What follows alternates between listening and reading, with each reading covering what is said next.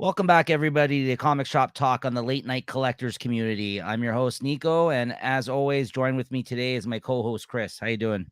Hey, good. How are you?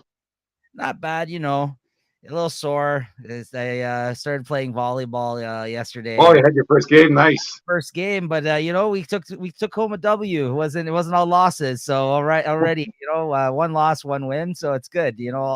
All in all, it was pretty good. But a little sore. I'm not gonna lie. Working out muscles, I normally don't use because I sit on my ass too much reading comic books. So here we are, though, everybody. This isn't the volleyball hour. This is Comic Shop Talk.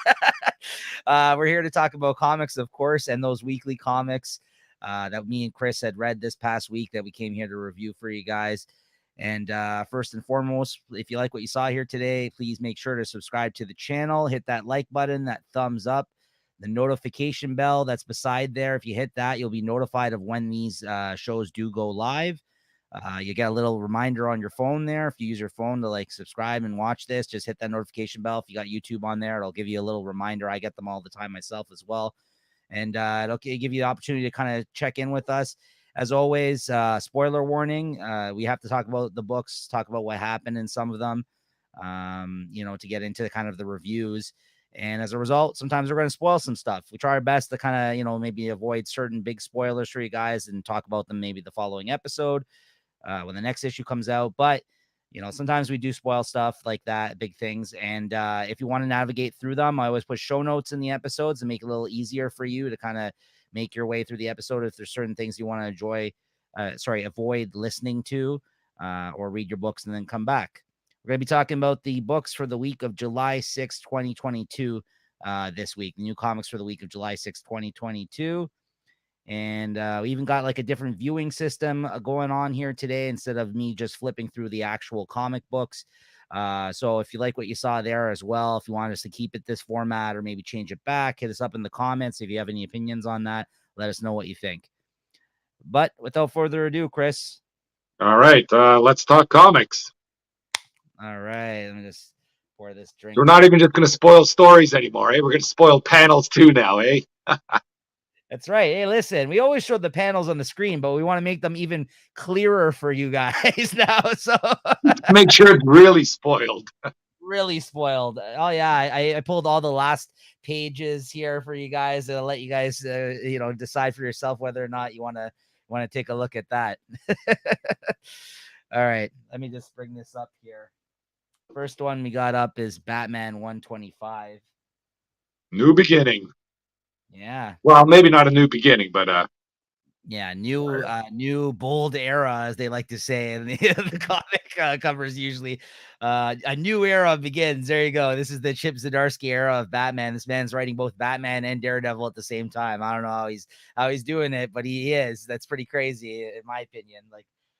He's written Spider-Man already in the past. He's written some big characters for the big two already. So, all right, let me just bring this up here.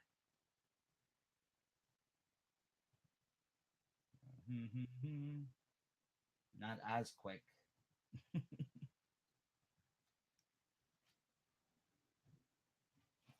All right, there we go. starting right at the end. Or no, Oh, is it the beginning? the Yeah. beginning, the beginning. All right, so Batman 125. What'd you think of this, Chris? Well, I thought it's pretty good. Like the art they're having. What's that? George or Jorge Jimenez back. Yeah, And looks like he gets to draw some classic scenes in this issue too.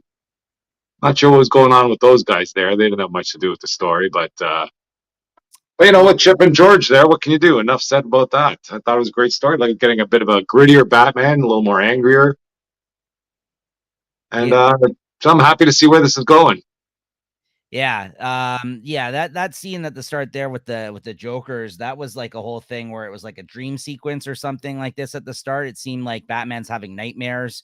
He kind of alludes to him not being able to crack a case, like something's gnawing at him, like he has to move on with his life, and he's got like a lot of shit that's happened to him as of recently. We're still not really past the whole like I lost all my money type of storyline that's kind of plaguing the character now, like from title Yeah. to title. You know, he's still rich, but not a billionaire rich. Like, so he's like a millionaire, I think, still, but Like, he's that guy from Silicon Valley, yeah, exactly. Mr. Kama or something. Yeah, he's not part of the Tres Commas Club. Yeah, so this was a really good scene too. Hey, now the Catwoman, this was really good. Where he calls her and she's got another man in the background. I guess they alluded to like that happening in the Catwoman book. Maybe this is something that's going on in that book that we're aware that she's with another man now at this point. So she's kind of moved on. She's like there for him still, but there's this whole moment. He's like, yeah, all right, I'll let you go. You know, she's looking fine as hell, sitting like half naked in the bed, and he's kind of just like on the other line, like pining for her. It seems like almost like he's just like, but he's just because he's troubled and he's just not close with many people. So it's more that than anything. But some dude's like calling from the background, and she's like, "Oh yeah, I'll be right with you." And he's like, "It's okay, I'll let you go." Like he's all like depressed. I'm like, "Oh, you fucked up, Batman." That's what happened. But yeah, man, I thought this was really good. I thought it was a fantastic start. As Chris said, amazing art. Good villain stuff. There's some good twists and turns in there. Yeah, there's a new villain at the end of this issue, which we don't really know like what the deal is with this guy, some sort of robot. I don't know what the hell that thing is. I've read some rumblings about what that failsafe might be about. Okay. They're saying, you know how Batman has all his, I guess, his contingency plans. Yes. And because that robot popped up out of the Batcave too. And it sounds like with that first picture there with Alfred and it's beeping, so it looks like it's been around for a while. Right. And from what I've read, I don't know if it was on Bleeding Cool or one of those comic websites, or that that failsafe might be activated whenever Batman sort of goes off the rails. And with the news of what he is alleged to have done, or what he might have been framed or looked like to doing, is that might have activated whatever that fail-safe mechanism is. Could be. I'm not saying that's what it was, but it sort of makes a bit of sense. But I'm interested to see where that goes. I think that's actually a pretty good theory. If that's just a theory that's being floated around right now, that makes a lot of sense. Just because, like you said, he is a man that loves his contingency plans. If something goes wrong, he is always thinking 20 moves ahead, right? He is Batman in that sense. So, like I like you said, it did come from the Batcave. Maybe that was the thing that's gnawing at his head, is that he kind of put this into play and he forgot about it. And that's why that thing was beeping in the dream with Alfred, because obviously Alfred's still not around right now. He's dead still, I think. As I know, right? So like although they use him all the fucking time because there's always a flashback going on in something. So like he's in the books. It's like we have never felt the absence of Alfred since he's died in comics whatsoever, because he's in the outer continuity stories. He's showing up in the Elseworld things. He's in the ones where it's like, hey, here's a flashback. There's Alfred. And he's like in every book, it seems like, right? So I like Tim Drake. Tim Drake made an appearance here. You know, that's good because like he's gonna have his own solo series soon, I believe, which we had talked about, and that was cool seeing that. The backup was good. There was a good Catwoman backup. This thing in fire, like I was like, that's a great scene, man, with the Penguin. Yeah, that's was cool. And you know, like Clayface. Yeah, some classic villain stuff going on. He even kind of went with like that was a big fucking spoiler right there. Tim Drake got injured in the melee. Yeah. And I'm not sure how he hustled Clayface so easily, you know. Because they had him pretty much by the, you know, they had Batman down pretty good there, where they're gonna kill all the because I guess that's what Penguin was doing here. He's trying to kill all the rich people. And then, you know, I guess he goes, oh, I'll turn you into a bomb. You'll die. Oh, okay, I'll save everybody then. It's like, I did like that. It works for the story, but I did like that whole kind of thing that he went on about, saying like, because it's true. Even when I thought that to myself when he brought it up, I'm like, but Penguin was born into money. And then he's like, no, it's different. I had to work for everything. These people, it's not the same, right? I might be rich, but nobody likes me. God damn it. I'm Danny DeVito. I was just about to say that. It looks like Jorge Jimenez here went with the Danny DeVito version of the Penguin from the Batman, the second movie, the Tim Burton one. That's basically the version he went with, which I'm fine with. I actually really I enjoy it. Penguin.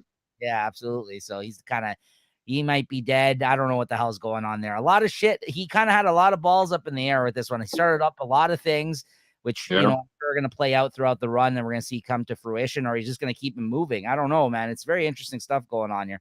And yeah, this is the alleged, This is the villain thing I was talking about here. There you have it. There he is, failsafe. Yeah. So who knows? Batman Doomsday. Who knows what's going to happen with that one? But here's some art from the backup. Cool art on the backup for the Catwoman story as well. I thought it was also a good artist that they picked for this one.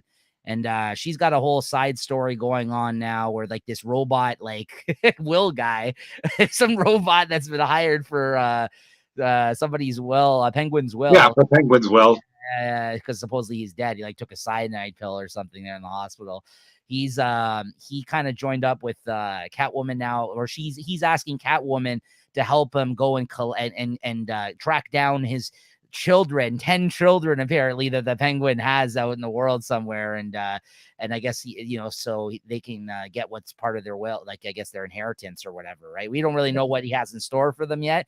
It could be bad things because these are children that he's maybe not in contact with. We don't know, right? But so far, Catwoman, because he agreed to give her $500,000, has agreed to help out this robot will guy. So I don't know what the deal is there. It's like some sort of like straight up like huge robot that's like just like playing it. This is also written by Zdarsky too, the backup though. So it was interesting. Like I like how he's weaving it into his story already, right? Well, at least the backup story's something related to the main story. It's not like, the backup story is, freaking a story of the Bat Dog or something, Right.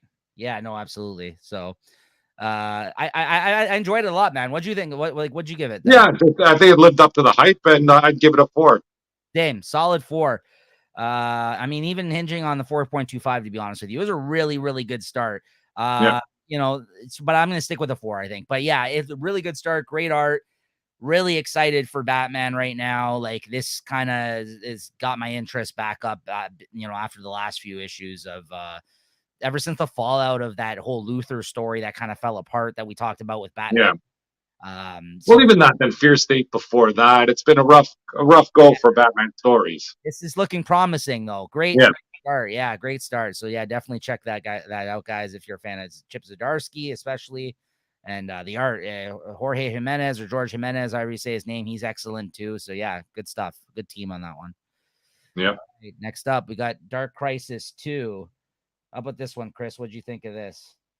Well, like I said, I read this one yesterday. I just kind of put some bullet points out there. I think those evil guys should have killed them all right when they had the chance. But, I guess they explained it away in the story why Deathstroke and his Serpent Society, which all of a sudden seems to be super powerful, they're taking out everybody everywhere all over the world, are kind of letting the heroes go. But some nice battles between them, some nice dialogue between them all.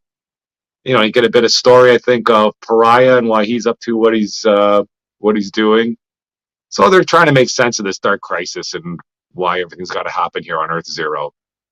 That's not as bad as I thought. I got to tell you, I'm loving this Dark Crisis so far. I think it's great. I think it's way better than I expected it to be. Oh yeah, definitely. I'm digging this, and this was a really good action. Like if you're talking about event comics or crisis stuff, like they're doing it right so far, as far as I'm concerned. I think there's a lot of action. It was great seeing the Deathstroke take down a new version of the Titans that suck clearly, and Nightwing's the leader. And then, I know you don't love Nightwing, Chris, so he threw down with him and fucking Nightwing came out on top at the end, but he whooped his ass. Like there's a great sequence of panels, which is going to be up here on the screen here in a moment. Yeah. Like he looks awesome with his new look with the shaved head and that little like, thread of hair, like the mohawk or whatever he's got going on there. It's it looks awesome, man. Like, yeah, this was great. Yeah. That was good. It's good action in this. Yeah, man. Big heroes too. It's not like, Joe Blow fighting Joe Blow. No, yeah. So I like that. I like when Jonathan comes in and kind of deflects the bullet. Yeah. This was pretty awesome.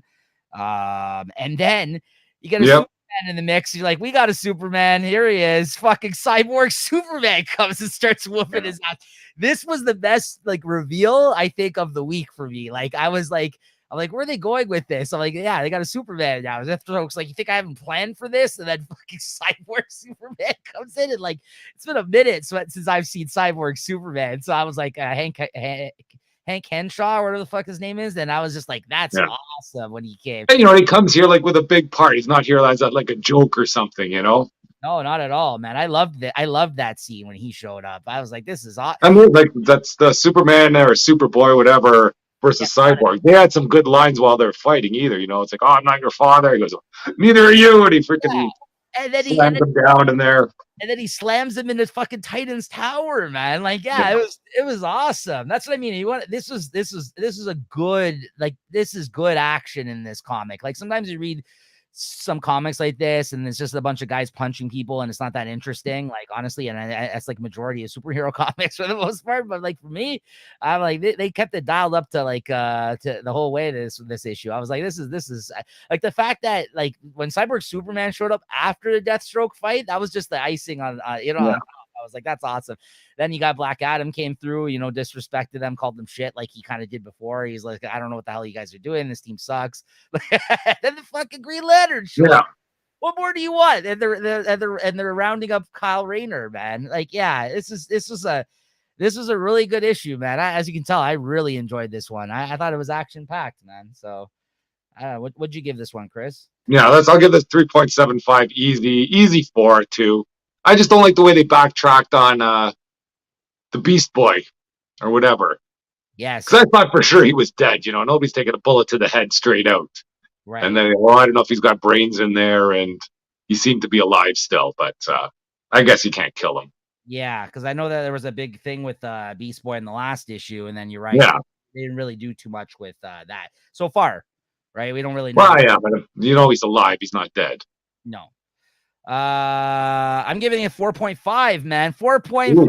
4.5 is one of the. Who would have thought? Who would have thought at the beginning of not me. Justice League 75 that you'd be giving 4.5 to Dark Crisis 2? Not me, Chris. But I got to tell you, I mean, with that, between the Nightwing throwdown with Deathstroke, Superman and the Lanterns. There's a lot of legacy there with the Teen Titans and him, like, and Deathstroke. Yep. Like, you know what I mean? Like, they even reference. Yeah. So, like, I was like, yes, like, they're hitting all the notes, like, for me. And then Cyborg Superman, like, I was, once Cyborg Superman came out, I was like, yeah. I was like, fuck yeah.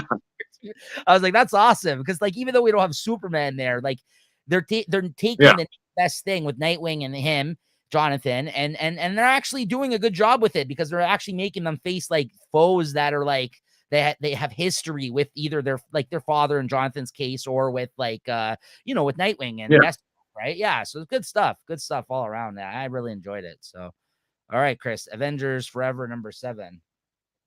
There we go. Oh, I got the cover up there. I'll have to put it up there. So another crazy multiverse story, this time showcasing Steve Rogers. There's a group of Steves stuck in a jail. It's almost sort of like a Twilight Zone. And they're all different versions. There's like a dog version. There's a nerdy one. And then there's almost like a Hulk Hogan type of Steve Rogers. He's kind of just all gung-ho. And he's always trying to escape, and you can see there all the days. Every day he runs out there, and like you don't see what beats him up, but he just comes back all bloodied. Mm-hmm. And he's like, and he can't explain what's happening. But then as the days go on, a couple of the other Steves join the fight, and then there's one Steve that's just sitting in his cell, and that's a big reveal there. It's Weapon America, and it's a Wolverine Steve Rogers. So that was pretty cool. There you go, boom. Yeah, he comes out. And, you still don't know where they are, what they're trying to escape from. And then finally they all band together and they do escape. And I don't know if this is a spoiler there, but when they do get out, it's basically a whole bunch of other Steve Rogers trying to train them, because they're trying to build an army of Steve Rogers to fight, I guess, this Mephisto, or this army of Mephistos that they've been teasing forever. And I don't know what they're doing with this army of Mephistos, because it's been around for a long time. When this ever comes to fruition, it better be a damn big story, because almost this whole Avengers Forever is based around that. Same with the Heroes Reborn stuff. It ended with the Mephisto stuff. Remember? Yeah. It was back a few years ago already. Yeah. So there's been so many variations on all these characters throughout, between Heroes Reborn and even in the Spider-Man stuff, it was out there. The Avengers from BC Avengers. There's going to be like fucking 5,000 Avengers from different eras by the end of this year, fighting by the end of it. Right? Yeah. So, and then the big reveal at the end of this is that, those, I guess, the group of I don't know, the Captain America generals that are trying to train all these people. Like, oh, we found another Captain America, but he hasn't lifted the shield yet. And they go, well, he's been involved in a gamma accident, so you might now have a Hulk Steve coming, a Hulk America coming next issue. So looking forward to that. And it was a good issue. It's just kind of kept you guessing the whole time what was going on. And I'll give this a 4.25. Nice. It's a good one. Yeah, it looked good. Like I said, I mean, that's the cool thing about doing this now with the some of the images here that the books that I haven't read, I got to look through it too, and it definitely piqued my interest because I was just like, yeah, that especially that Hulk, that's right, the Wolverine cap that showed up. I was like, oh, that's cool when that happened, right? So yeah, no. The only thing I'm concerned about is if they're just trying to throw everything at the wall and see what sticks, you know? Yeah. Because I'm sure that Weapon America is going to stick. That guy looked like crazy. Yeah. Yeah, no, for sure. So, all right. Next up, we got Jane Foster and Mighty Thor 2. Yeah, I don't know. I was a little hyped for this one here, but I think I'm losing the hype on this one. Just the language in the whole comic. It's a whole bunch of blah, blah, blahing, and everybody's, in Asgardian speak. It's kind of fun when Thor's the only person that speaks like that, when everybody's speaking, I guess the Queen's English, but when freaking everybody in the whole comic is I this and me thinks and blah blah blah, it's enough already. It's getting on my nerves a bit, but otherwise in the story, I think Jane's trying to figure out what happened to Thor, and I guess a bunch of trolls are trying to take down Asgard still. Enchantress is in there. It's not too bad. It's getting there, I guess. And I think at the end, it finally get Jane Foster as Thor, not just as a Valkyrie carrying Thor's hammer. So that's nice too. I give it a 3.5, but I'll continue the series. It hasn't turned me off from the series, but I just want to see where this goes. Yeah. And how many times has Asgard been destroyed already too? Maybe I'm just seeing this in too many different issues all the time. It's getting destroyed. Right. But that's it for that. It also seemed to me, though, it was also, I mean, it is her series, I guess, but there's a lot more Jane Foster as opposed to Thor in this, it seems like, right? Yeah, I guess Thor, I don't know, somebody shoots him with some arrows, and I guess they're going to limbo, too, so that's not too bad. I think, what's that, Sim? Is that the king of limbo down there that's been bothering Magic all the time? Sim? I don't know. I don't know. Well, he's in there. I think he's a big bad from Limbo, so he's got some big things going on. Right. Okay. All right. Next up, we got King Conan number 6. This is the conclusion of the Conan miniseries, and I guess the last Conan book that's going to be at Marvel.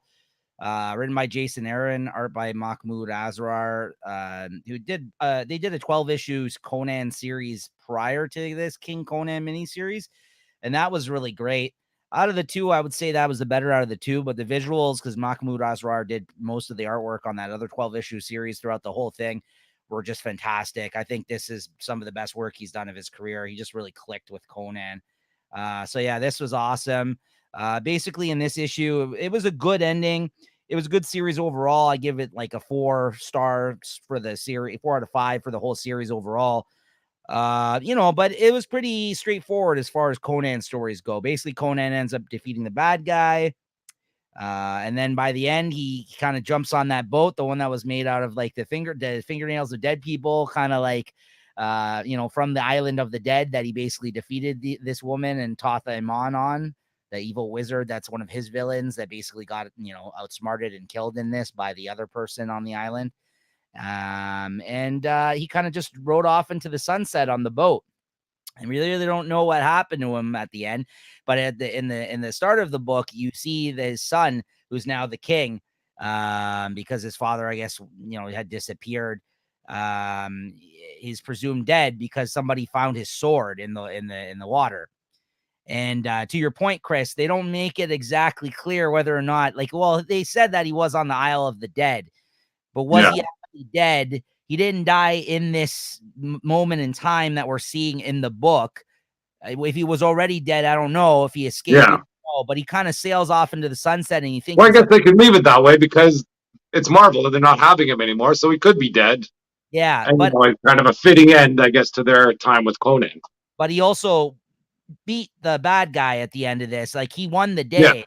And as far as we're concerned, he's alive. But the son now, because he got his father's sword, he's on the boat here in this scene, and he kind of throws it back into the water, and he's like, maybe my father will come across this again someday.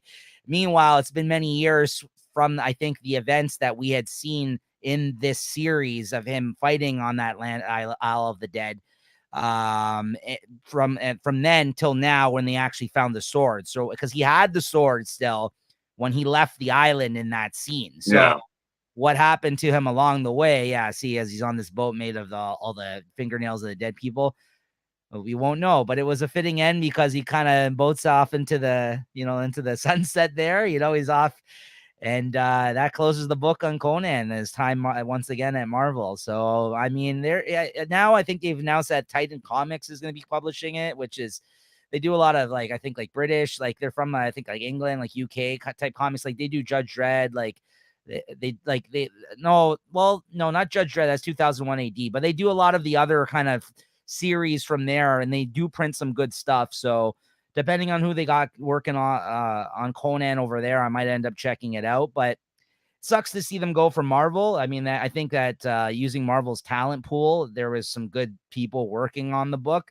But I thought it was a solid miniseries. All in all, I'll give it a 4. I think King Conan was good. Like I said, if you guys didn't check out Conan the Barbarian, it was a series that came out 12 issues with Jason Aaron, the same team pretty much prior to this. I would say that's even better than this one. But it was a good, all in all, it was a good, yet, like, what you would expect from Conan type miniseries, right? Like, if you read one Conan story, you've read majority of them in that sense. Like, they're all kind of like, they kind of usually play out the same way. But if you like Conan, you'll like it. So, I mean, that's, you always know what to expect in some regard in that sense. So, yeah. So there you go. King Conan number 6.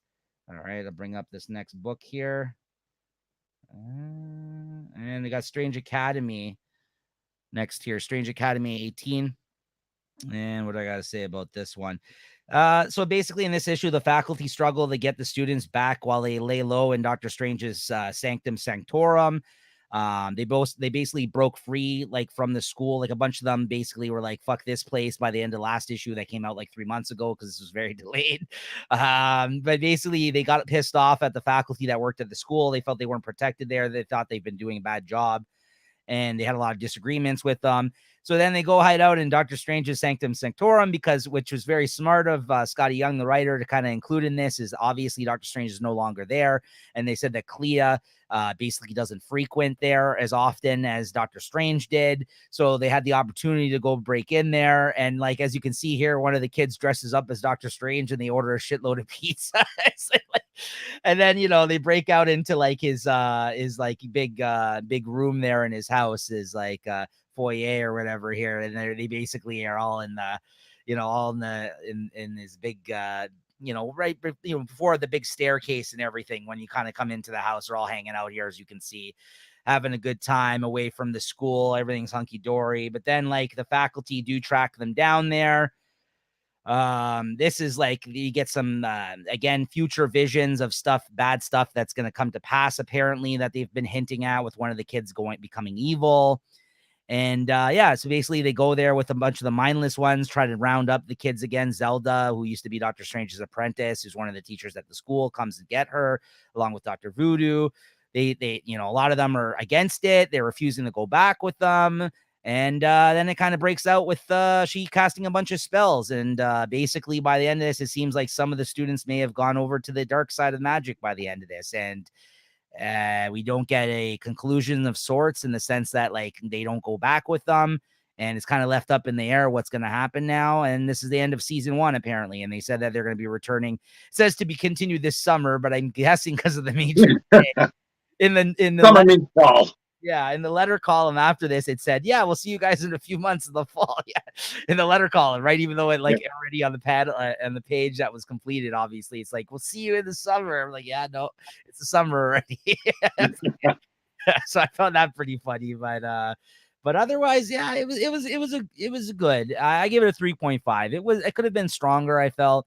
But it did, it's still an enjoyable book, and I'll definitely be revisiting it once it does come back to the time that this series comes back out again. I think it's a fun book. If you like books with like, you know, like younger student type of stuff, like people like I do like the younger team type stuff, like Young Avengers and like this kind of stuff. I do like those books every now and then, and this is definitely one of those, but with people that are magic, and you know, it definitely is Harry Potterish, I guess some could say. I refuse to, because I'm not a huge Harry Potter fan, but I mean, it is a school for magicians, and but it is in the Marvel universe, and Doctor Strange is part of the school. Supposedly he's the headmaster. We never fucking see him, right? So he's dead now, but you know what I mean. So even before that, he was kind of like you know, not a very good headmaster, let's say. So all right, Chris, DC versus Vampires number 7. Oof. This is one of my favorite reads here. The heroes are banding together. Absolutely. And I guess are they living in a little bottle or something? Is that what's going on? That is the bottle city of Kandor, Chris. That's right. Yeah. That's And it's being protected by the crocodile guy, right? He's just living in the swamp. Killer Croc. That's right. Excellent issue, man. I love this Yeah. issue. This is possibly the strongest issue so far, I think, of DC versus Vampires for me. This was great. Yeah. Well, yeah, I think we kind of split this into like, you know, I guess 6 and 6, because the first 6 was basically, you know, finding out that vampires were doing it. At the end of issue 6, the vampires took over, and now this is them ruling. And I think it's great. You know, I'd like I say, this art style suits this story perfectly. And you know, now that all the heroes are beaten up, it's kind of good seeing all the heroes kind of back on their heels, trying to figure out what to do. Mm-hmm. All right, what do you think of it? Yeah, I love this issue. Like I said, possibly the best issue of the series, possibly the best issue of this week. Honestly, yeah, one of my favorite reads this week too.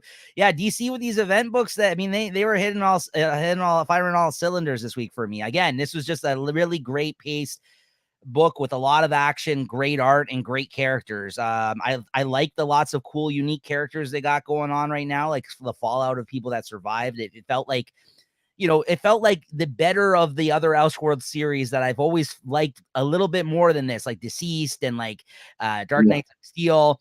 Now that they're past this, who's a vampire, this one's a vampire, like, you know what I mean? Like that whole like emergence of them, now that they've basically said, yeah, we lost, they've taken over, this is the world that we're living in, now we're off to the races. Like that, those first 6 issues, like, you know what I mean? Like this is with this issue, like it's already, I think, better than like what came before. Cause I'm like, okay, now we can finally do interesting creative things, and we can go places with these characters, and we can see people killed off. Like now it's just like this. Yeah, like I'm just seeing some characters like Firestorm in there, you know, and I imagine he died, right? Yes, he did die. Yeah, Adam Strange. Like I put like a match through his heart or something, right? And then he just blew up. Yeah, you got Peacemaker here. You got Vampire, Adam Strange, dude from the Doom Patrol. Like it's awesome, man. Like there's like look at these characters. Like these are like C and D list characters that are like the main protagonists of our story here. It's great. Like I was just Director Bones, like like the guy who was like a skeleton. That was great, man. He's like smoking. I'm like, what? Like he's using the fire to like smoke his cigarette at one point. I'm just like, you see him in the car. He's got his seatbelt on, but it's just his back. That was awesome. The reveal of who was in the trunk. I don't think she popped up on the art here. So but there's a reveal of that. Whole thing's interesting because we're gonna try to figure out with going into trying to come to get a plan, get a foothold again here, because they're pretty much down on their luck there. Yeah, man. Is this Raven? Who is this person? Yeah, I think, or who is the one that I don't know who the one that's helping. Raven was. She was around there before, but looks like she got smoked. She got killed, yeah. So I think it looks like it. So I think this is a new character, possibly this girl, like because I don't know who this is. I'm not familiar with her. But this is it right here. Killer Croc emerges from the swamp, guys, and they find out that their new hideout, essentially all like the rest of the survivors, are in the bottle of like the lost city of Kandor, like in the bottle from Superman, like the bottle city of Kandor. They actually submerged it in the actual swamp. I'm like, that's such a cool fucking idea. Like this is like, again, they're doing things like Deceased did, like Dark Knights of Steel. Like they're really being creative with the things that they can do, like with the characters right now, and like the kind of like the world that they're living in. Constantine's there, and he's got like a group of supernatural guys on the outside doing their thing. Yeah, I love this. Yeah, I have so much faith in this second half of this series now. This just like, and then now they're also going to have another spin-off miniseries as well, which Yeah. that one's Yeah, I gonna, think it's what, All Out War or something, and that one's more focused on the vampires. I don't know, like, because like this is excellent. I can't say enough good things about this. Yeah, I yep. agree with everything you said. Yeah, there's a cool reveal of someone might be alive at the end there. Some Harley action possibly, right? Well, that's from the Harley Quinn, right? From the Hunters and Killers, or the Killers, is it, or Hunters? I don't know. Oh yeah, we did But see. she took Lex Luthor's blood, Yeah, so we she's did. immune. Right. But But I don't know if they're trying to figure out what's going on. I don't know why they're doing the dirty to her over there. yeah, but you got Like, Frank. are they in the? They're not in the city, in that lost city. All those scientist guys, are they? I don't think so. Although Okay, maybe they're somewhere else, and I- they just captured her or something. I think this is Constantine's people. I think that he was referring to. I thought because like Yeah. they got that's Frankenstein, Agent of Shade in the background there. I love him. But then you got some villains here. You got that's those are Batman villains, Dr. Pig or whatever the hell his name is, Yeah. Professor Pig, and the other fucking guy, I forgot his name. This dude with the glasses that's standing there. Yeah. So anyways, there's a lot of characters, man. It's really a lot of fun so far, man. I'm enjoying it. So what'd you give this one then, Chris? I give it a 4.25. 4.25. I'm gonna give it a 4.5 as well. There you go. Yeah. So that and Dark Crisis so far this week are 4.5s for me. So yeah, some good stuff, man. DC. I don't know what the hell's going on, man. He's bringing it this week, that's for sure. They really are. Yeah, I really enjoyed their books this week for the most part. So, all right. So just bring up the next book here. Let's see here. Okay, next up we got Flashpoint Beyond number 3 here. Oof. What'd you think about this one, Chris? Fuck, another killer. Yeah. I thought this one was great. Like, I didn't know much about that, what Superman was, but what they do with this story here, it just puts it off the rails again, with another sort of twist on Superman's origin. Unfortunately, it's happened, well, it's second or third time now that I've read in the last few months. But otherwise, I think it's a great twist that they have there. And they kind of twist it again and again around there, because they kind of make him out to be a villain. And I guess later on you learn that he may not be that way. Yeah. Yeah, I agree. Like we were talking about this before the show, guys, but like, yeah, to Chris's point, like, yeah, there is a lot of different versions of these characters throughout the different series that have been coming out as of lately. And is it too much? I don't know, but if they're all really good, it's hard to sit here and yeah, it's hard to hate on it. Yeah, because so this one's pretty good too. Like I think this wasn't as good as Dark Crisis and DC versus Vampires for me this week, but I still thought it was a really solid issue, and I did really enjoy it. The Superman thing's cool. I mean, yeah, like you said, like the whole thing they allude to is that the rockets that he came in were supposed to basically, they did kill humans on the Earth, help destroy the Earth to kind of make room for the Kryptonians. And then, there's a whole other plot going on here, like plots within plots here of that they might be trying to invade. We learned from the Swamp Thing and the Poison Ivy here. Yep. And I think this is going to tie into Dark Crisis somehow.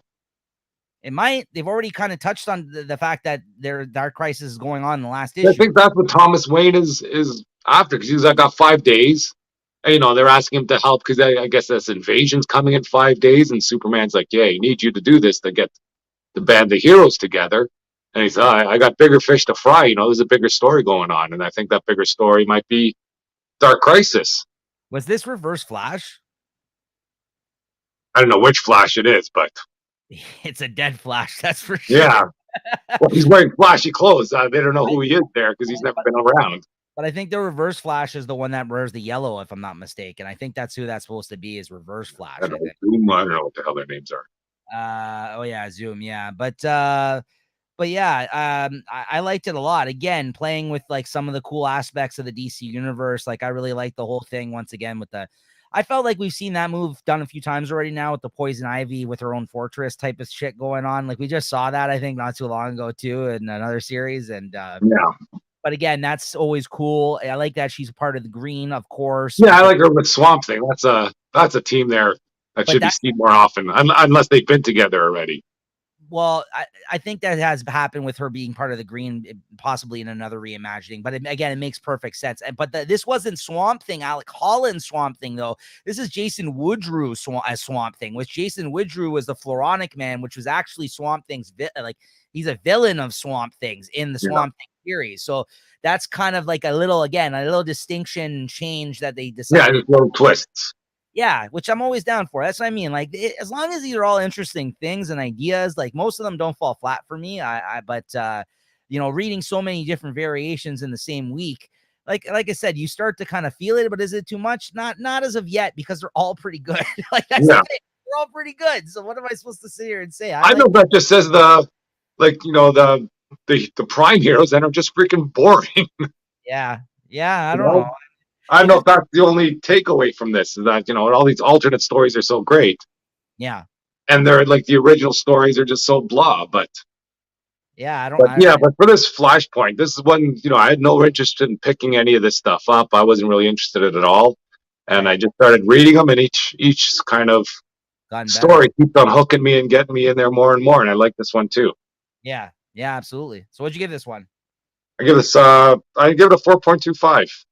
I'm gonna give this one a 4. Really good, really good. The only reason I gave it a 4 is because I gave the other ones 4.5. I think I like the other two better. But we've been kind of definitely with those. Not Dark Crisis. Dark Crisis is just surprising me, to be honest. Yeah. Like, I thought Flashpoint Beyond was better than Dark Crisis at first, but now I'm like, I might be changing my mind. We'll see. With these event books, sometimes it can go real bad real quick. So we'll see what happens. Right? I mean, I might say this week, and then next week I'll be like, what the fuck? Like, what is this? Yeah, that's the only fear I have of Dark Crisis there, with Slade talking to the darkness, telling them, oh, don't kill them. We need the chaos if they're coming in this strong, they don't need chaos. They can just kill everybody and do whatever they were going to do. But anyways, that's my take on that. But we'll see. All right, Chris, Poison Ivy number 2. Poison Ivy 2. Yeah, so I read this one online again.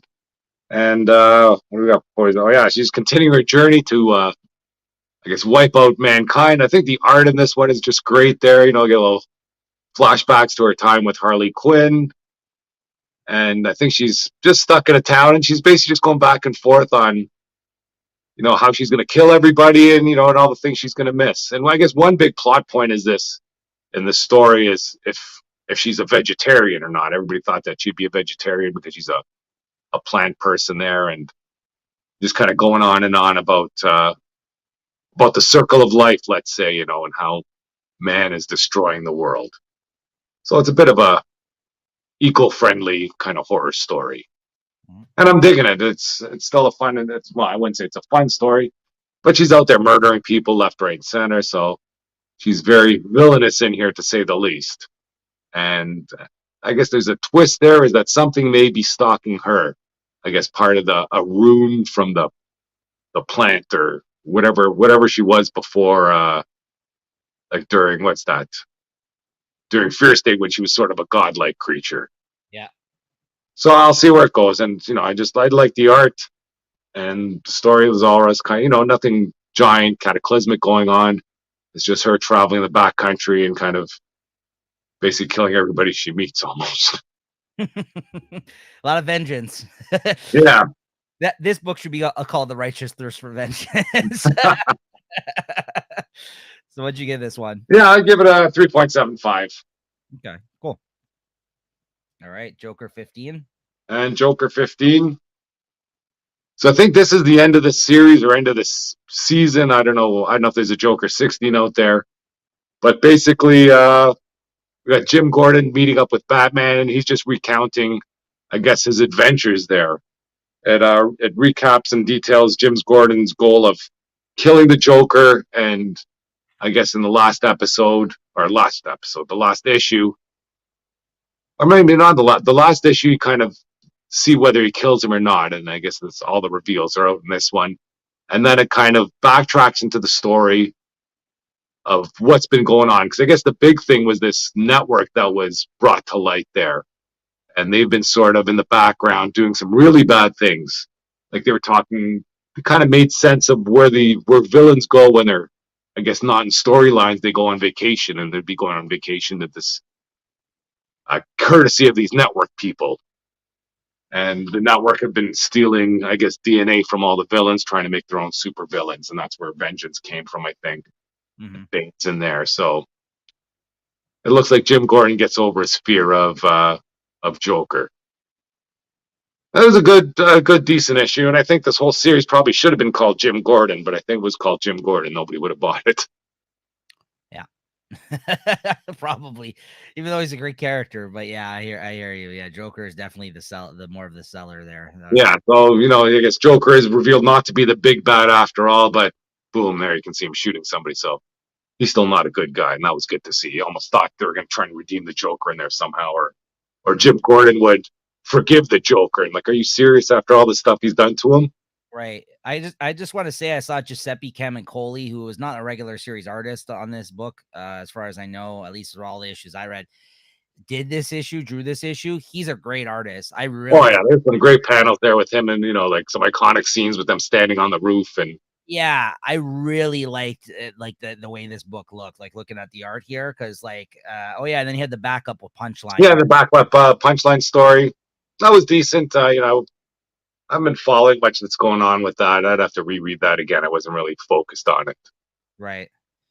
Yeah, but I think it's starting up. I think there's some punchline series coming out too. like this looks awesome. Like the way like Yeah. this panel was here and this one, like that, very cool, very moody, and like yeah, he's a great artist. I mean, again, I didn't read this. I didn't read the last several issues of this series, but I really liked the look of this one anyway. So yeah, very cool. Yeah, like I say, if you're planning on reading this, in trade or something, then don't read this issue. You can read, you can, pick up any ones in the between and see what's going on. But if you read this one, I think kind of just details everything that happened throughout the series, and kind of some mysteries that might be going on are sort of explained at the end. So Okay, so that I'd give it a solid 4. And I didn't follow this Joker series all the way through, but the issues I did read, I thought were good. Nice. All right. Yeah, I think I am going to pick up the collection when it comes out, so I'll have to check it out. Yeah, it's funny. You read the second half that I didn't read. I read the first half. Yeah, basically, I just was picking this up on some covers that came out, and Yeah. and it just kind of hooked me in. So I always like that when I buy stuff, for cover buys, and there's some decent stories going on. It doesn't happen all the time. Yeah, that's true. Yeah, for sure. All right, Firepower number 22. Next up, not too much to say on this one. I'm still really enjoying it. Still always good art from Chris Somney. Basically in the storyline now, all of the masters and their clan here have met up with each other, and along with Owen, the main character who has the family here that we follow in this one, and his and his family, and basically when he gets to meet up with all the masters and his master and everyone, he's kind of there for the same reason. Now they've kind of tracked the dragon to this area, and they're kind of all teaming up now to kind of take it down.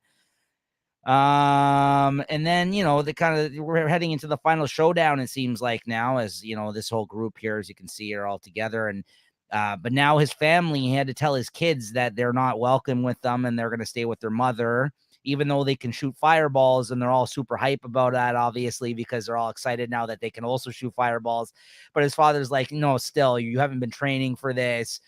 That's very like, we need you in case, and listen. And then he like brings his family around, and he's like, it's very serious. He's like, we may not make it back. Like, I may not survive. So like, if I don't survive, we need you guys to be able to protect the folks here. And especially like you said, because now you can do that and you guys have been training, but I absolutely can't bring you into this, like, this battle with the dragon and all these, very experienced, skilled people. And like, I get that. It makes complete sense. But of course the kids are like, oh, come on, Dad, what the hell? Yeah.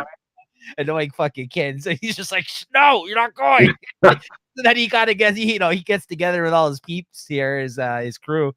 And they basically, this is where he's telling them right now. Yeah, so they're all like sad, but because they obviously had to have that talk with them. It's like, I might not survive, so I'm not bringing you with me. And they all get all get together and they all get dressed up and everything, and then they're gonna take them by the air. By the end of the issue, they're kind of swooping in, trying to come down, I guess, on the dragon, and this guy who's like he's like controls it and the snakes and everything else, the villain here. I forgot that guy's name, but yeah, he's the villain basically that we've been following this whole time. So, but yeah, the dragon always looks cool in the artwork, and it's action packed and fast moving, and always a hell of a lot of fun. So yeah, that's see they take him down for a moment, but I don't think he's defeated yet, because by the end of this, they all start attacking from the air, start swooping down, right? So it's it's on the final showdown between their dojo or whatever, their people, and the bad guys here at the end, the Serpent Society or whatever. So yeah, I'm really much very much looking forward to the next one, and it's always a really good book. And I give this one a 4. I do enjoy the series whenever it does come out, and I always have a really good time with it. Okay, so next up we got Batman Killing Time. Put that up here. Let's see here. Sorry.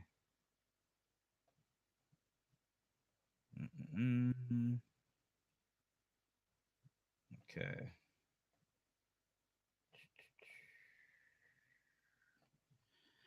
All right, Batman Killing Time, number 5. Yeah, again, not too much to say about this one either. This is the penultimate issue. The next one's the last one.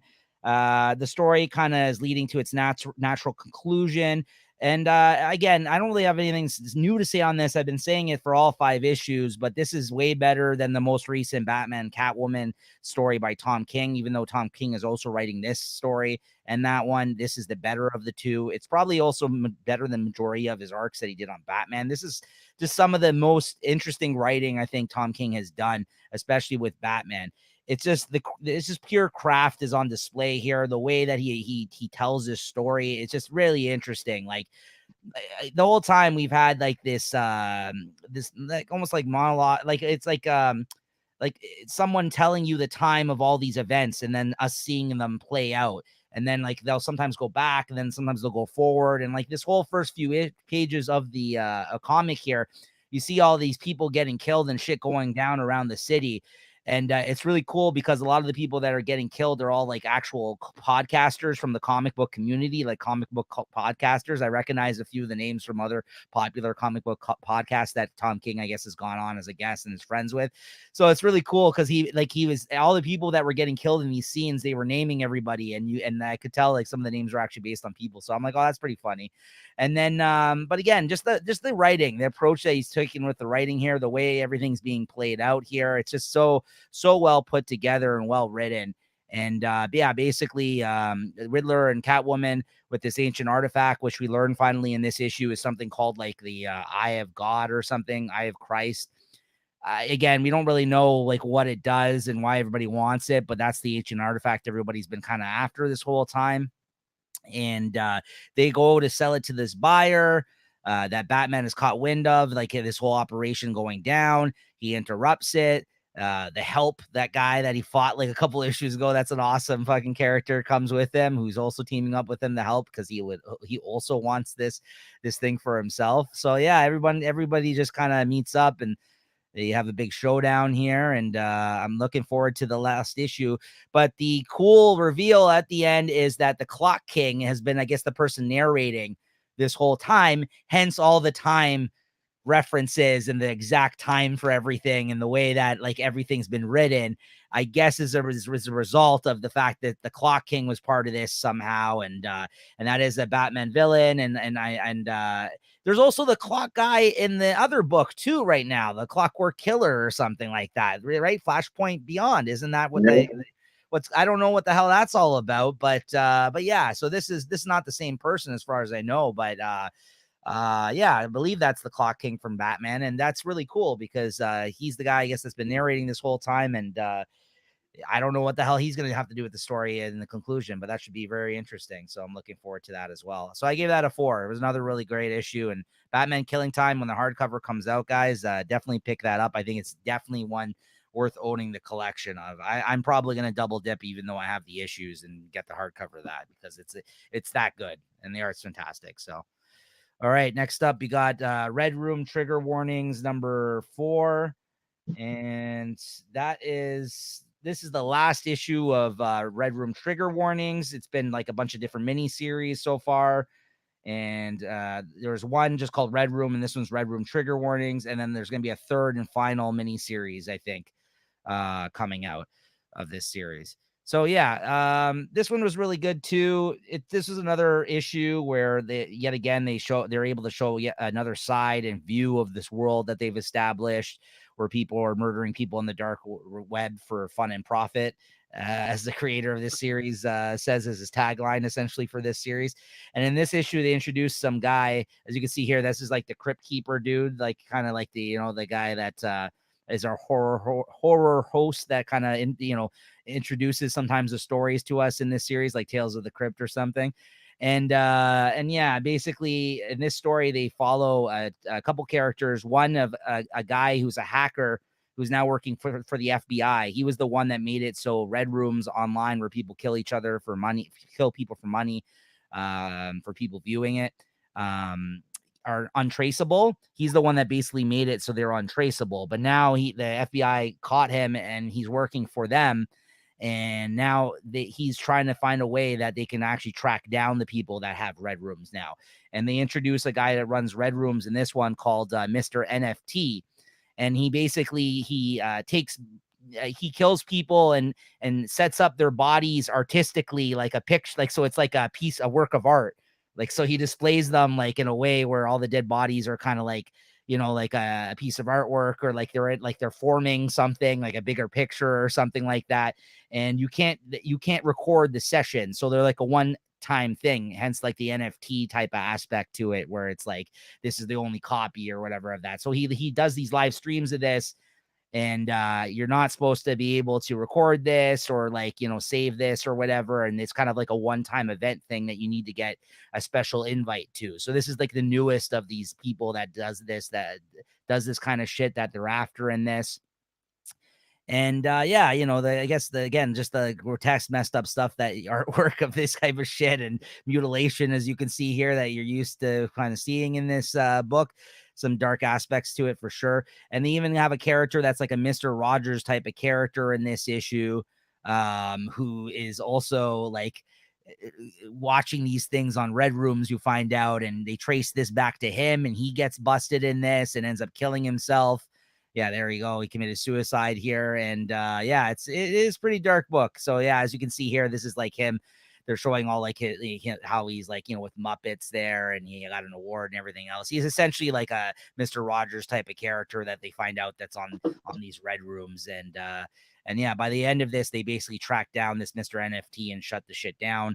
And that'll do it for this one and done story in the last issue of Red Room Trigger Warnings. And I'm looking forward to the last 4 issues that come, I guess in the fall or 2023, they said it's going to come out. So that's going to be like the last chapter of Red Room stories. So yeah, so not for everybody, but I do enjoy them, and I give that one a 4 as well. Yeah, it's a good one. Nice. All right, Chris, Legion of X. Legion of X is one of the Hellfire Gala event covers. Nice. That's pretty much the only reason I picked up here. Got Havoc. Got another one here. I haven't read this one here, but it's Black Panther 7. Okay. We got this Dazzler there, dazzling. And I guess we were talking earlier about sometimes you pick up issues and you get really hooked on them. This was definitely not one of them. It's Legion of X. I had no idea what's going on there. They're going for some trippy vibe in there. Everything's sort of, I don't know, like hokey, or I have no clue where they are. I have no idea what they're doing or who they're doing it with. I think they've described this here as the Legion is they're in a bubble of Legion psyche adjacent to the astral plane. I don't even know what the hell that means. But I don't know. There's one splash page there you might near the end where you see Banshee fly out. I thought that was pretty cool, but I have no context to why that is cool or if that's a big deal or not. Is that and I think you're just kind of wasting some good characters here. You got Nightcrawler and Juggernaut, and Juggernaut I love Juggernaut. Juggernaut at the Yeah, beach. and he seems to be like he seems to be in an awesome place here. You know, he's not like a dumb villain just bulking around. You know, it'd be good to see him kind of on the board. You know, doing whatever he does in the X-Men or there. Yeah, like I say, that's Banshee who's screaming out there. But like I say, I have no context as to what's happening. And I don't know, maybe I got to read it again, but I don't think I'll be looking back into the issues to find out what's happening. I'll give it a 3, but good cover. Yeah. And I think I just don't understand what's happening in here. That's all. Yeah, fair enough. It might be a more complicated plot, and you didn't start off with the series, right? So, I mean, that's Yeah. fair. All right. Next up, we got Little Monsters number 5. Yeah, so I'm happy to say that this series definitely has gotten better from where it started. I know it was kind of down on it, and it was a slow start, and I didn't know what the hell this book was, and I kind of just kept buying it because I'm a fan of the creative team on it. But yeah, it's getting better. Basically, we're still uncovering secrets in this about how they got to this moment in time that we're following them in the book.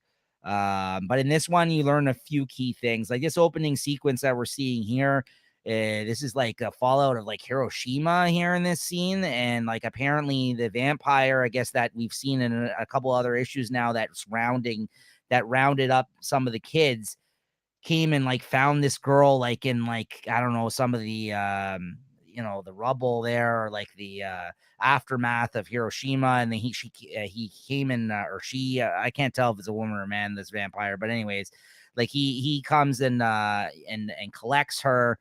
And we've seen this now in a couple of issues. So I think what had happened is this vampire came and have collected a bunch of children of traumatic occurrences, because it's kind of like, it seems like now an ongoing theme at the start of each issue. You've gotten a couple of pages, the last couple of issues, of this happening. Essentially, this vampire coming and basically saying, "Come with me." And it may not actually even be the same one. I think it is, but I think it's just the hair was different in another one. So it looks like a woman here now. So I don't know. But yeah, she's been collecting these kids definitely. And they do reference this person that's left them in their current like storyline that's happening, because that was like a flashback at the start of the issue. And they said that they were coming back for them when things got better, which I guess they haven't in this post-apocalyptic kind of world. And she's been gone for like 300 years.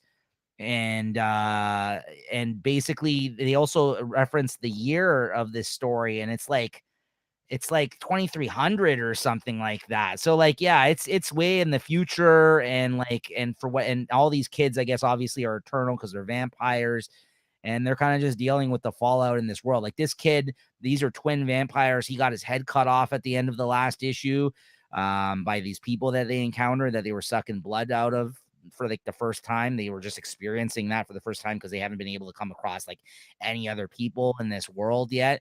Like this many years later. And yeah, they've met a friend that was part of that group that doesn't know what happened to some of the people that were in her group as of yet. Like, I think her father's dead.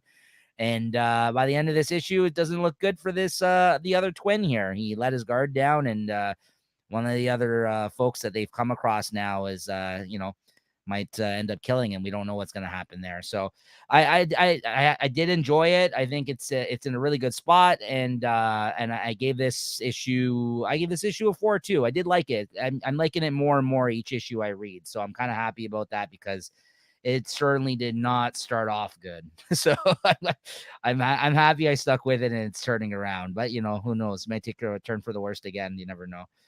Okay, so next up we got Suicide Squad Blaze number 3. And if you recall, Chris, I made this, the first issue of this was my favorite book of the week when I talked about it.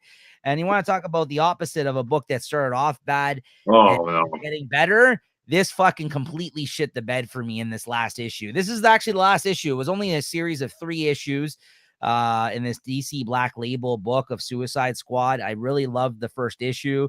Thought it was different, interesting, dark, like good writing.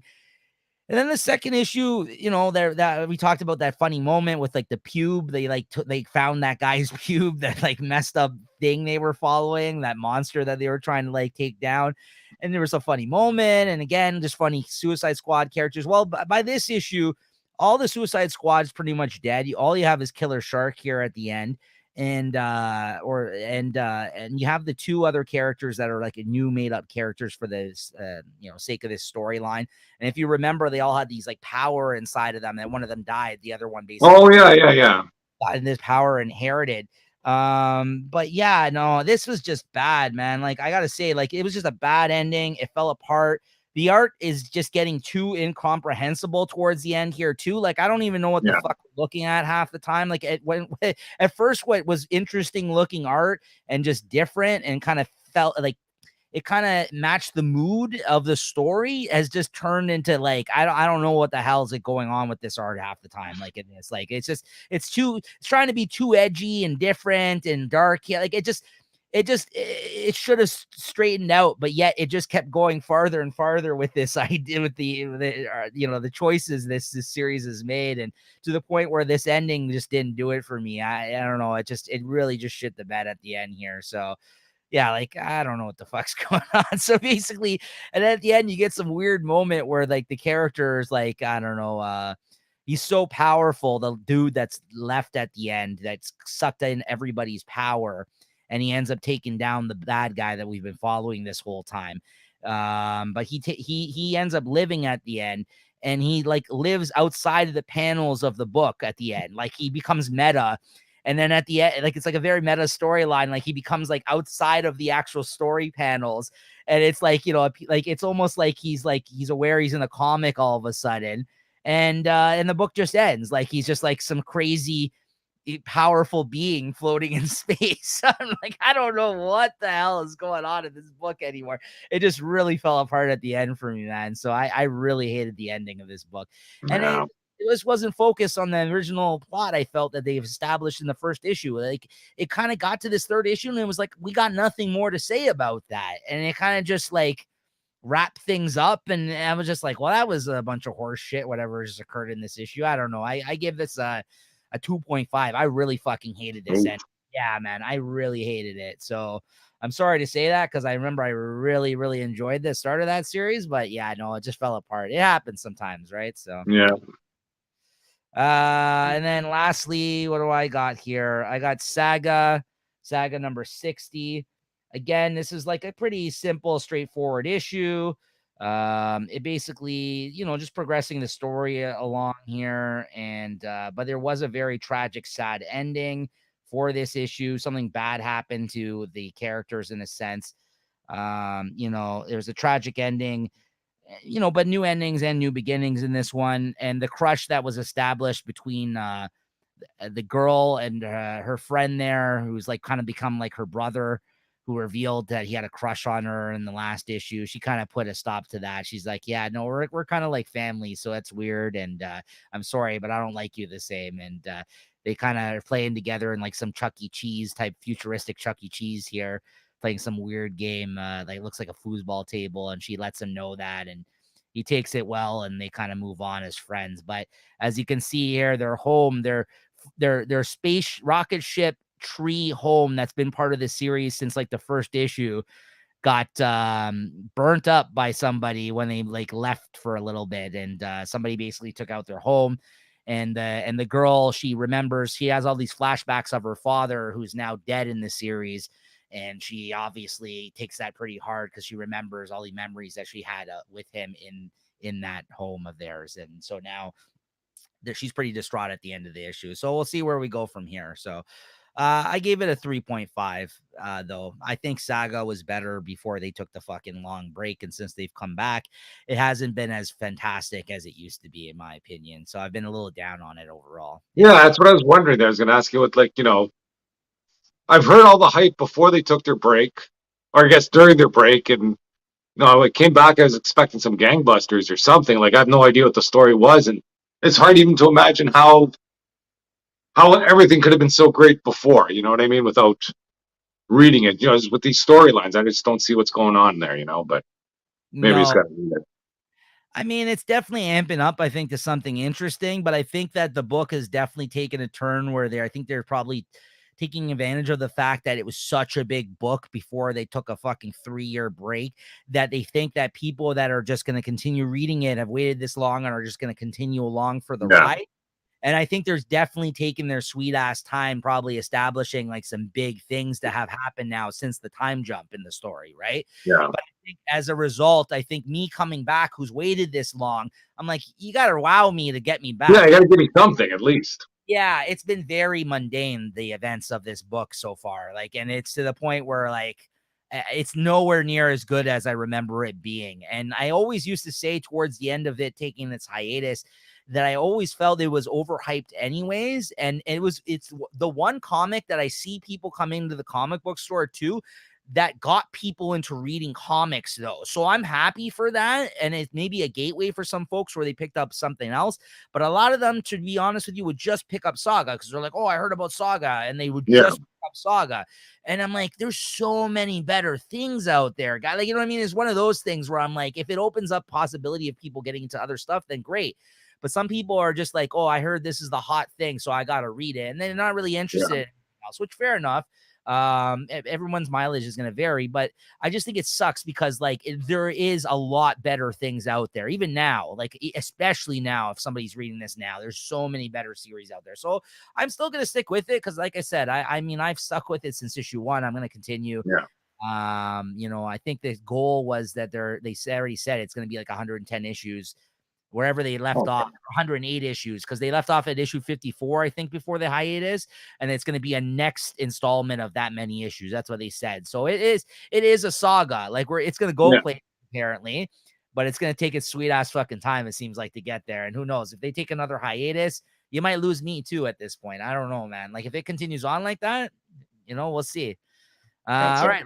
Lastly, though, guys, we got Amazing Spider-Man, number 5. Chris, what'd you think of this one? Oh, I got one of the Hellfire variant covers here.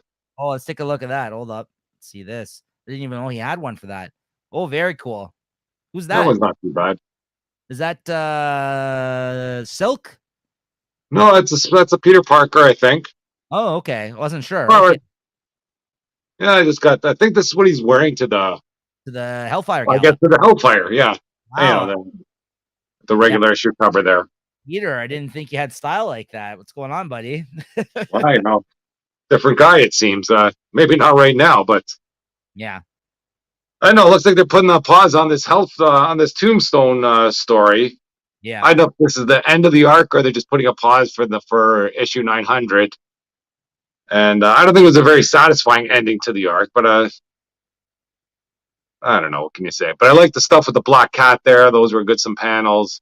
And the ending, you know, I never thought I'd be happy to see Aunt. Well, I don't know what's going on with him not calling her Aunt May anymore. Is that something big?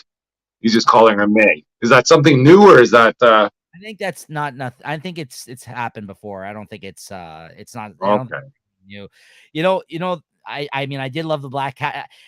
Listen, they need to hook back up these two because she's obviously still interested. Like she makes that very clear in this scene. And he did smile at the end though too, eh? That's what I mean. So, but guess what, Chris? If they get back together, I see a Black Cat and Spider-Man mini coming out. Another Black Cat. To Jed McKay's like, yes. Jed McKay's like, Black Cat, more Black Cat. Because like I can see that happening, man. Because I'm like, I'm all for that, especially since Mary Jane and him aren't working out right now. Hey, you got this beautiful woman who's still fucking interested in you. I mean, I think you should go for it personally. I mean, well, we got to hear what the story is though first. You know, those 6 months, they're really freaking. They're making you wait for that 6 month whatever happened, and they're not even like hinting at it. Killing me that part. But like I said, it was nice to see, you know, I guess Peter Parker trying to put his life back together, starting with Aunt May. Yeah. I gotta give a shout out to John Romita Jr., the artist in this one, because I liked how he did this. I don't know if you noticed, like he's so fucking beat up after that whole thing with the Tombstone, or I guess with the Rose people or whatever. And his face, he's got like bumps on it and stuff. So much so, like when he puts on the costumes, you actually see like the lump. Like, he's so bumpy under there. Yeah, like that's awesome. Like that was actually a really cool like attention to detail that I actually like that he added, because it kind of looks ridiculous, but it still gives you the sense you could see him with the mask on and be like, wow, that guy got really fucking beat up under there, right? Like it looks cool. Like I was like, oh, that's awesome. I actually really enjoyed that he did that. So yeah, but he, he fights Digger here, and like you said, he has the ending was him meeting up with May, and he kind of sets Tombstone in his place because he threatens to let the other bad guys know that they were working together because, like, you know what I mean? Like they were. Yeah, like all that's, oh, I got you, and his, I guess, I don't even know how to say it, is his machinations there to try and get everything to work for him. Oh, I'll send the Digger to whatever, to Tombstone's warehouse, and that's a bit hokey, but, and even him showing up at his house, okay, you leave me alone and blah blah blah, but it's okay, hey, it's a comic, so I'll buy it. Yeah. So what'd you give this one? Oof. I want to give it more, but I'll give it a 4 just for the Black Cat stuff and Peter Parker and May there, and just because it's Spider-Man and it's moving along. I'm also gonna give it a 4, even though not too much happened in this. I'm enjoying Spider-Man. Yeah, I'm just liking it. Yeah, same. So I'm with you because I mean, I was waffling back and forth too, but I'm like, no, I liked it better than a 3.5. I mean, we couldn't even give it. Yeah, we're just talking about it. I go, fuck, I don't really. There's nothing fucking going on here. That's great. Why am I gonna give this a 4? But I gotta give it a 4. I did like it. Yeah, same. I'm with you because there's some of the gangster shit that was going on with. Yeah, I think with the Hammerhead stuff there, and and the art is. I'm liking the art style here. I thought I like the joke.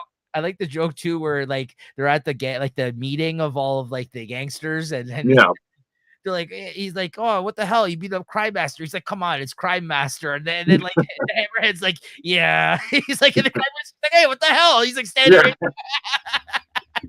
he's like, yeah, I guess you got a point. Like no one cares. But just another misleading cover. You figure this is the end of the arc, and Spider-Man and Tombstone were going to duke it out. Yeah. What a mental battle there with so like that's another. Yeah, that would take off 2.5, but I'll still give it to it because it came with a variant cover. Yeah.